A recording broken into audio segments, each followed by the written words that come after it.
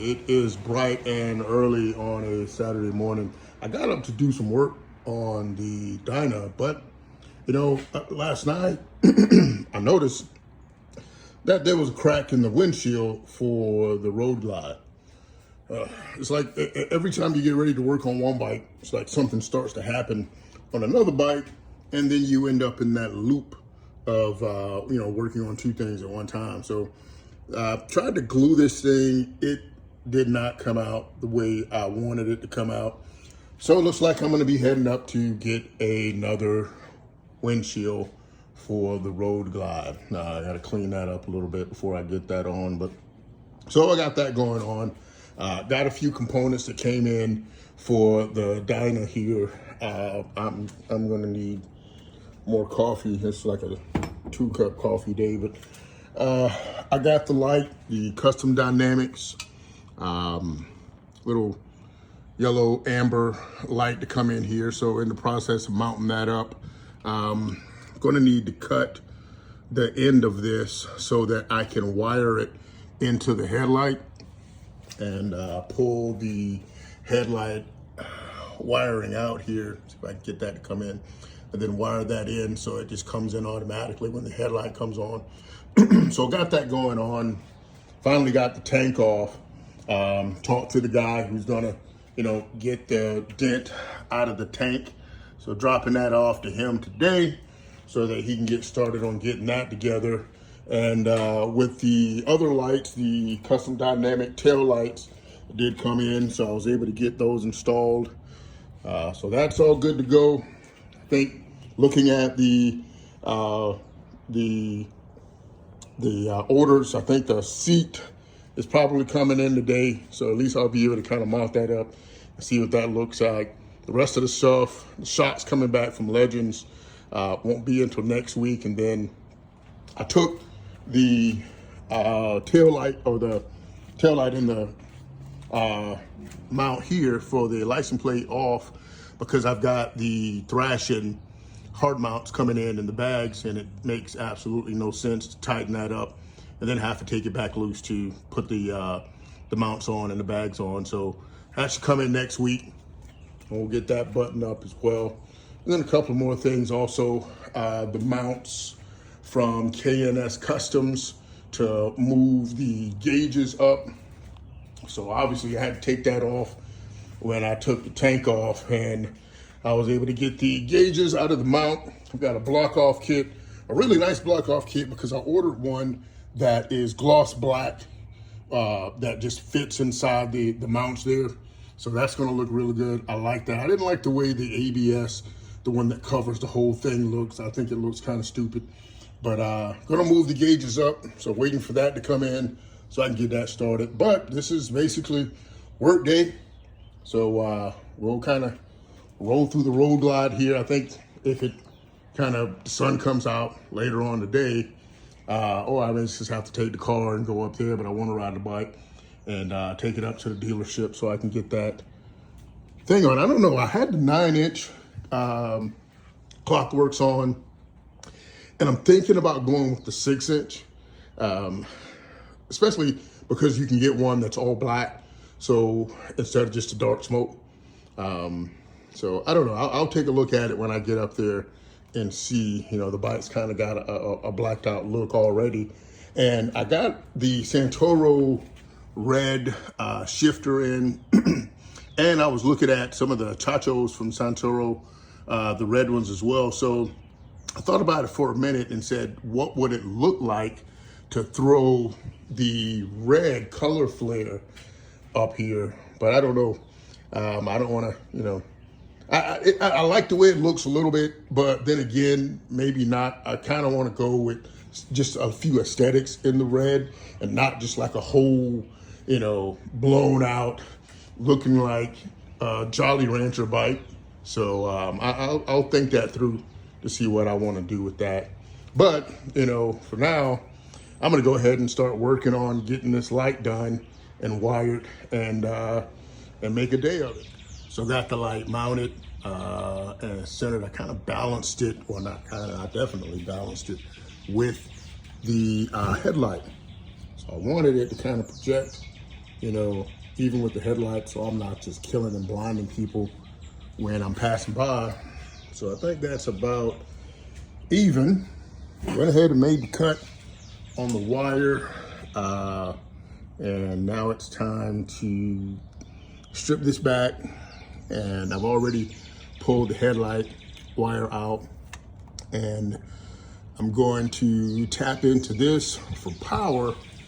And what I use for the rear are the solder seal connectors.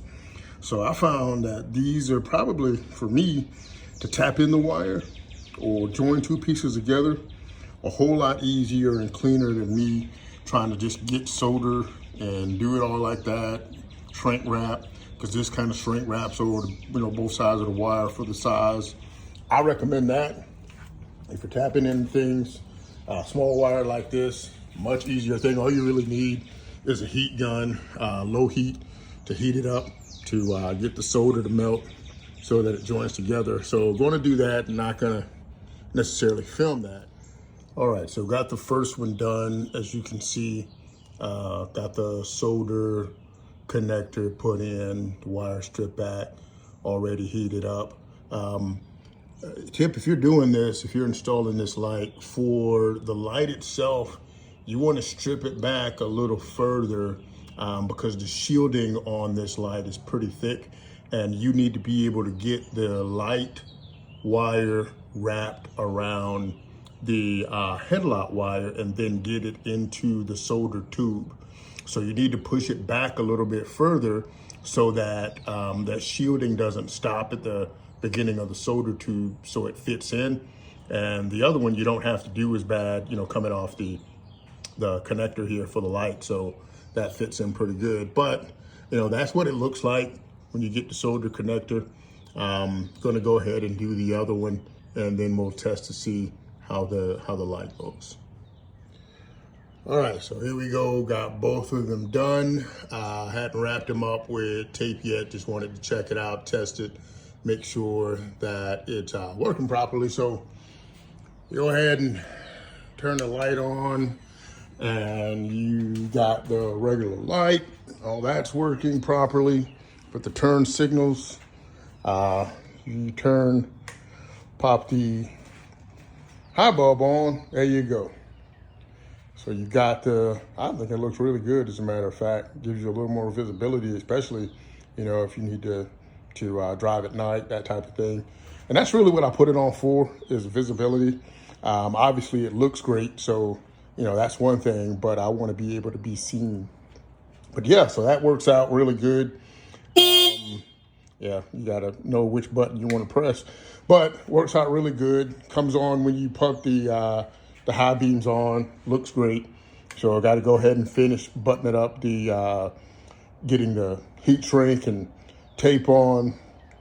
Yeah, and then we're good to go, and that'll be wrapped up. So that's a wrap. Just pulled up at the dealership, Killer Creek, Harley Davidson, about to head in here to get this new dash here, or new windshield, because I rode up here with no windshield, obviously, and felt like a road king.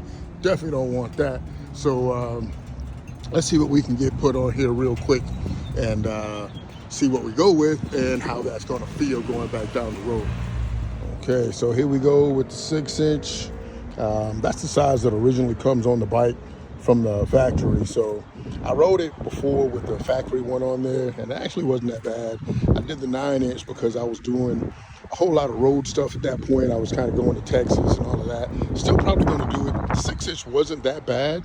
The 9-inch, I kind of like the aesthetic on it in the beginning a little bit, but I want to go for a more sportier look now. So I think the 6-inch is going to give me that. So I'm going to go ahead and get this on, and we'll see how it feels going down the road. Right, so I'm back at the house, got the windshield on, 6-inch.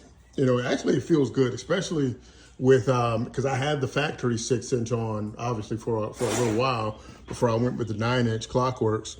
And with summer coming up, it actually feels good to have a little bit of wind in my face. Not much, but just a little bit. Feels pretty good, to be honest. So I'm happy with the 6-inch. I think it actually looks pretty good cosmetically once, because I'm looking at replacing the top piece here with the carbon visionary. So I think that's gonna show up a lot better when you have the carbon fiber and then the 6-inch windshield. So I'm gonna go with that. But got the road glide gun and working on getting a few things done on the bike. I had, I think I talked about it this morning, to where I was gonna get the dent repaired on the tank. And I've got Dingo's PDR out here, is getting everything set up so that I can get that dent taken out of the tank. Yeah, so that's really good because I got the seat coming in, so that lets me put the tank back on and then get the seat back on as well. Had to take the fuel pump out of the tank, and since I have that out, I'm gonna go ahead and replace the fuel filter. And so word to the wise, if you have a Dyna Lowrider S, to get this fuel filter from Harley is gonna be about $21. So I called and I was surprised, just as surprised as you are right now, that it's $21 for a fuel filter that size. But it does come with the replacement O-ring. I found that out here, that so I'm gonna be replacing that. But yeah, getting that done. So this is like Saturday getting things done. And I'll have a finish up video after we get the tank done, once I get it back on the bike, so you can see what that looks like. All right, tank is finished up. It's gonna go back on the bike. Just gotta get it polished up, gotta get the fuel filter and everything back in, but you can't even tell that that level of dent was even in the tank. So, man, that looks amazing. I'm very pleased with that. That's gonna be great. I'm glad I can get it done in time to get the seat on and get everything back done. So, yeah, if you have any dents in your bike, you need to call Dingo's PDR. Can you give them your phone number and everything so they can call you? That's 678-873-6969, and Dingo's PDR will get you to us. We are now dents2go.com, and we are on Instagram, Facebook. We have a 1,000 5-star reviews on Google. Amazing, amazing. So you're in the Atlanta area? I am. Definitely get your motorcycle done. You dropped it, you had a little oops, call them and they'll take care of it. All right, I finally got the tank, the fuel pump back together. If you are going to attempt this, it is no joke. You have to make sure that you're getting in there. And you know, there's some twists and turns to getting this pump back in. My recommendation is that you put everything together while it's out of the tank and then get it back into the tank. There's plenty of videos online on how to get it in, so I'm not gonna label you with that. But you know, I got a brand new fuel filter put in. So that fuel filter that came out was nasty. So that's good.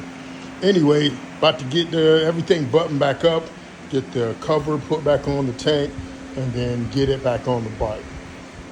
So the tank is finally back on the bike, everything buttoned up. I'm just waiting on, of course, a few more parts. Got the mounts coming in for the gauges, seat, shocks, bags, you know, a couple of more things coming in. Obviously, when things come in, I'll throw some videos back up showing the progression and some of the other installs. And then obviously when everything is done, we'll have a final video doing a walk around, showing all the work that's been done. But until then, take care, ride safe.